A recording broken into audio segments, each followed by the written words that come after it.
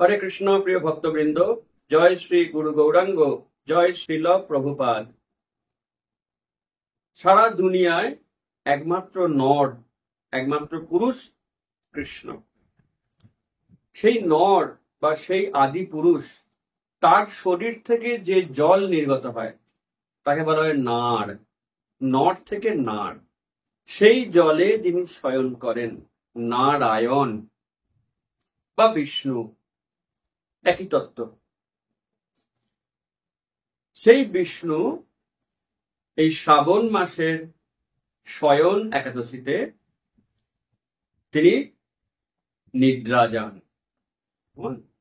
চোখটা বন্ধ করেন, মাঝখানে পার্শ্ব পরিবর্তিনী একাদশীতে পাশ ফেরেন, আর সেই কার্তিক মাসের উত্থান একাদশীতে তিনি নিদ্রা থেকে উঠে পড়েন। ভগবানের নিদ্রা আর আমাদের নিদ্রা এক নয়। ভগবান তার নিদ্রার সময়তেও সমান ব্যস্ত। তিনি আমাদের পালন করেন। বিষ্ণু পালনের কর্তৃত্বে রয়েছেন। নিদ্রার সময়তেও তিনি এত কাজ করেন যে আমরা জাগ্রত অবস্থাতেও তার কোটি ভাগের এক ভাগও করতে পারবো না। আমরা নিদ্রার সময় তো নিজের নামটাও ভুলে যাই। ভগবান কিন্তু নিদ্রার সময়তেও আমাদের সবাইকে মনে রাখেন, সবাইকে পালন করেন, সবাইকে লক্ষ্য করেন। এই যে 4টে মাস, এই 4টে মাসকে একসাথে বলা হয় চাতুর্মাস্য। সনাতন ধর্মীদের কাছে এটি অত্যন্ত গুরুত্বপূর্ণ একটি সময়। এই 4টি মাসে ভগবান যেহেতু নিদ্রা যান, তাই ভগবান মনে করেন আমি যখন জেগে আছি, আমার চোখের সামনে সবাই তো ভক্তি করছে, প্রণাম করছে, প্রদক্ষিণ করছে, জপ করছে। বস, অফিসের বস যখন অফিসে আছে, সব কর্মচারীরা কাজে ব্যস্ত, এটা তো স্বাভাবিক। বস যখন নেই অফিসে, তখন কয়জন কাজ করছে তার দেখলেই বুঝতে পারা যাবে যে কার কতটা দায়বদ্ধতা। তাই ভগবান বলছেন আমি যখন জেগে আছি সবাই ভক্তি করছে, এই 4টে মাস আমি ঘুমাবো, আমি দেখব কয়জন কতটুকুনি ভক্তি করে, কয়জন মন্দিরে যায়, কয়জন পরিক্রমা করে, কয়জন শাস্ত্র গ্রন্থ পড়ে। আমি ঘুমিয়ে থাকা অবস্থায় যারা এগুলি করবে তাদেরকে আমি অধিক থেকে অধিকতর পুরস্কার প্রদান করব। তাই এই 4টি মাস আমরা চাতুর্মাস্য ব্রত পালন করি। এবং এই 4টি মাসে অনেক অনেক বৈষ্ণব তিথি পালিত হয়। বলরাম জয়ন্তী, ঝুলন পূর্ণিমা, জন্মাষ্টমী, রাধাষ্টমী, গোপাষ্টমী, বহুলাষ্টমী, দীপাবলি, গিরি গোবর্ধন পূজা, হরেক রকম উৎসব পালিত হয়। আর ভক্তরা খুব আনন্দের সঙ্গে চাতুর্মাস্য ব্রত করে, সমস্ত অনুষ্ঠানে অংশগ্রহণ করে। আর শ্রাবণ মাস থেকে তো বর্ষার সময়, আমরা সবাই জানি। যে সমস্ত সাধুরা সারা বছর ঘুরে ঘুরে প্রচার করেন, মানুষের কল্যাণের জন্য মানুষের দরজায় দরজায় যান, তারাও এই বর্ষার সময়টায় সেটা পারেন না। চারিদিকে বন্যা, কোথাও প্রচন্ড জলস্রোত, ঝমঝম করে বৃষ্টি পড়ছে, এই সময় তো প্রচার করা সম্ভব নয়। তাই আগেকার দিনেও এটা হতো, সমস্ত সাধু মহাত্মারা এই 4টে মাস এক জায়গায় বসে অধিকতর ভগবানের নাম কীর্তন, শাস্ত্রপাঠ এগুলি করতেন। 4টি মাস পরে তারা আবার প্রচারে বেরোতেন। তো কোনো কোনো গৌড়ীয় মঠ এই শয়ন একাদশী থেকে উত্থান একাদশী চাতুর্মাস্য ব্রত পালন করেন। কিন্তু ইস্কন শয়ন একাদশীর যে 3 দিন পরেই পূর্ণিমা, সেই পূর্ণিমা থেকে পালন আরম্ভ করে। আর উত্থান একাদশীর 3 দিন পরে যে রাস পূর্ণিমা, সেই রাস পূর্ণিমা পর্যন্ত তারা পালন করে। আপনারা যিনি যে মঠের তত্ত্বাবধানে ভক্তি করছেন, তিনি সেই মঠের টাইম টেবিল ফলো করুন, তাতে কোনো সমস্যা নেই। আমি যেহেতু ইস্কনে আছি, ইস্কনের টাইম টেবিল বলে দিচ্ছি। 10ই জুলাই থেকে 8ই আগস্ট চাতুর্মাসের প্রথম মাস। শাক খাওয়া নিষেধ। যে কোনো গ্রিনি ভেজিটেবল, সবুজ শাকসবজি খাওয়া যাবে না। দেখুন, সায়েন্টিফিক্যালিও বর্ষার সময় যেহেতু বিভিন্ন নোংরা জল শাকের উপর দিয়ে বয়ে যায়, তাই এই সময় শাক খেলে পেটে ইনফেকশন হওয়ার প্রবল সম্ভাবনা। তাই বিজ্ঞানসম্মত ভাবেও এই সময় শাক খাওয়া ঠিক নয়। ধর্মীয় কারণেও সমস্ত রকমের শাক এই সময় বর্জনীয়। চাতুর্মাসের দ্বিতীয় মাস 9 আগস্ট থেকে 6 সেপ্টেম্বর। দই খাওয়া নিষেধ। লাল দই, সাদা দই, টক দই, মিষ্টি দই তো খাবোই না, এমনকি বাটার মিল্ক, লস্যি, যা কিনা দই থেকে তৈরি হয়, সেগুলিও খাওয়া যাবে না। তবে হ্যাঁ, চরণামৃতে যে দুধ দই দেওয়া হয়, চরণামৃত কিন্তু আমরা খেতে পারবো, এতে কোনো বাধা নেই। তৃতীয় মাস 7 সেপ্টেম্বর থেকে 6 অক্টোবর। দুধ খাওয়া নিষেধ। দুধ এবং দুধ থেকে তৈরি হয় পায়েস, milk shake, condensed milk, ice cream, এগুলি খাওয়া নিষেধ।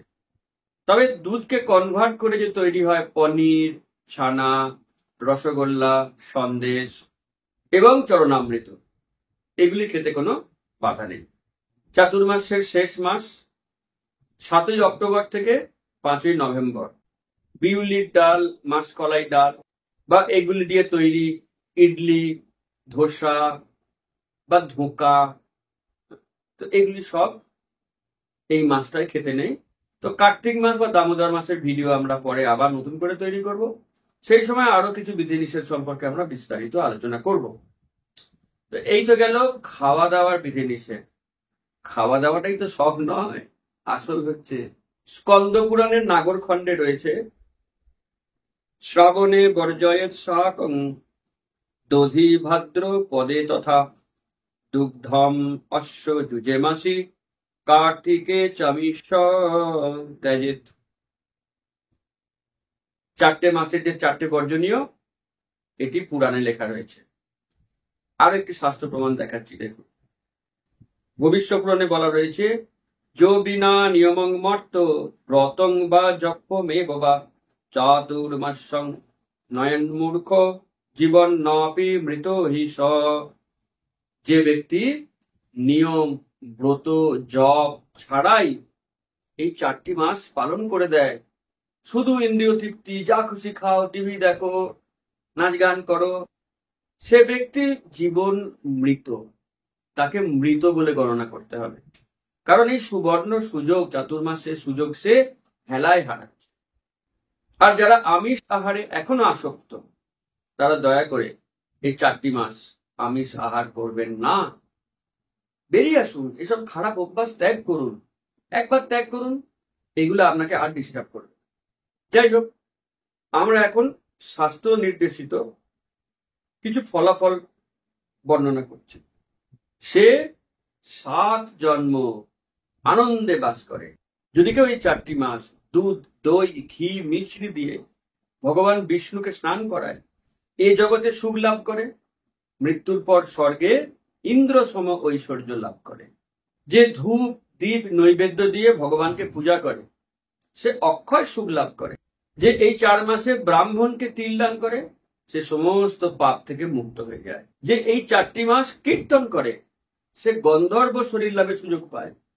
পদ্মপুরাণ বলেন, এই 4টি মাস যে মন্দিরে ঝাড়ু দেয়, যে এই 4টি মাস পরিক্রমা করে, সে হংসযুক্ত বিমানে চেপে বৈকুণ্ঠ ধামে যাওয়ার সুযোগ পায়। আর যে এই 4টি মাস নখ কাটে না, চুল দাড়ি গোঁফ কাটে না, সে প্রত্যেক দিন গঙ্গা স্নানের সমান ফল লাভ করে। কিন্তু আমরা ইস্কনের ভক্তরা নিয়মিত নখ কাটি, চুল দাড়ি গোঁফ সব কাটি, কারণ ইস্কন হচ্ছে প্রচারমুখী সংগঠন। যদি আপনি পরিষ্কার পরিচ্ছন্ন না থাকেন, নখ দাড়ি চুল না কাটেন, তো আপনার প্রচার অতটা মানুষ গ্রহণ নাও করতে পারে। তাই প্রচারকে বেশি গুরুত্ব দেওয়ার জন্য আমরা এই 4টি মাসকে আরো নিবিড় ভাবে প্রচার করি, কিন্তু নখ কাটা, দাড়ি কাটা এগুলো আমরা করে থাকি প্রচারের স্বার্থে। যে এই 4টে মাস মৌন ব্রত নেবে, তার কথা ফলে যাবে, যা বলবে সেটাই ফল লাভ করবে। কিন্তু আমরা মৌন ব্রত বলতে বুঝি কৃষ্ণ কথা প্রচার। তাই এই 4টি মাস অত্যন্ত প্রবল ভাবে প্রচার করা উচিত। যে এই 4 মাস বিষ্ণু মন্দির মার্জন করবে, ধোয়া মোছা করবে, সে রাজ্য লাভ করবে, রাজা হওয়ার মতন সুযোগ পাবে। আর যে নিত্য শাস্ত্র প্রচার করবে, সে বিষ্ণু লোক প্রাপ্তি হবে। হরি বল। কেউ বলতে পারেন যে কোনো উদাহরণ আছে কি এই 4টি মাস পালন করলে কি ফল লাভ হয়? সর্বশ্রেষ্ঠ উদাহরণ নারদ মুনি।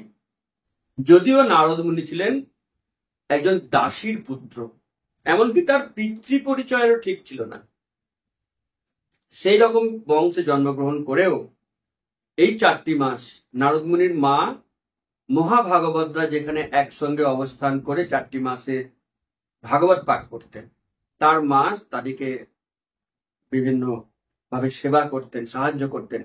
আর নারদ মুনিও তাদের উচ্ছিষ্ট ভোজন করতেন, তাদের শ্রীমুখ থেকে ভাগবত কথা শ্রবণ করতেন। এই 4 মাসের উচ্ছিষ্ট ভোজন, ভাগবত শ্রবণ, তার ফলে সেই দাসী পুত্র হয়ে উঠল নারদ মুনি। তো এরকম সুযোগ আমাদের সামনেও আসতে পারে। আমরাও যদি ভালো করে পালন করি তাহলে আমাদের সামনেও অনেক বড় সুযোগ আসবে। আরো একটি বড় উদাহরণ হচ্ছে চৈতন্য মহাপ্রভু যখন দক্ষিণ ভারতে যান, তিনি ভেঙ্কট ভট্টের বাড়িতে 4 মাস অবস্থান করেন। আর এই ভেঙ্কট ভট্টের ছোট্ট শিশুপুত্র গোপাল ভট্ট, তিনি এই 4 মাস তখন মহাপ্রভুর সঙ্গ লাভ করেন, মহাপ্রভুর মুখ থেকে ভাগবত কথা শোনেন। সেই সুকৃতির বলে এই গোপাল ভট্ট বড় হয়ে উঠলেন স্বরগোস্বামীর অন্যতম। অতএব ভক্তগণ, আমরা উদাহরণ প্র্যাকটিক্যাল এক্সাম্পল দিয়ে বর্ণনা করলাম। আপনারা অবশ্যই 4টি মাস ভালো করে পালন করুন, বেশি করে হরিনাম জপ করুন, গীতা ভাগবত পাঠ করুন, দান করুন, তীর্থ ভ্রমণ করুন, বৃন্দাবন মায়াপুর ধামে যান, গঙ্গা স্নান করুন, মন্দিরে গিয়ে সেবা করুন, বৈষ্ণব সেবা করুন, আর পরনিন্দা পরচর্চা এড়িয়ে চলুন, বৈষ্ণব অপরাধ এড়িয়ে চলুন, সমস্ত রকমের অপরাধ এড়িয়ে চলুন, পাপ কাজ এড়িয়ে চলুন, তাহলেই অশেষভাবে কল্যাণ হবে।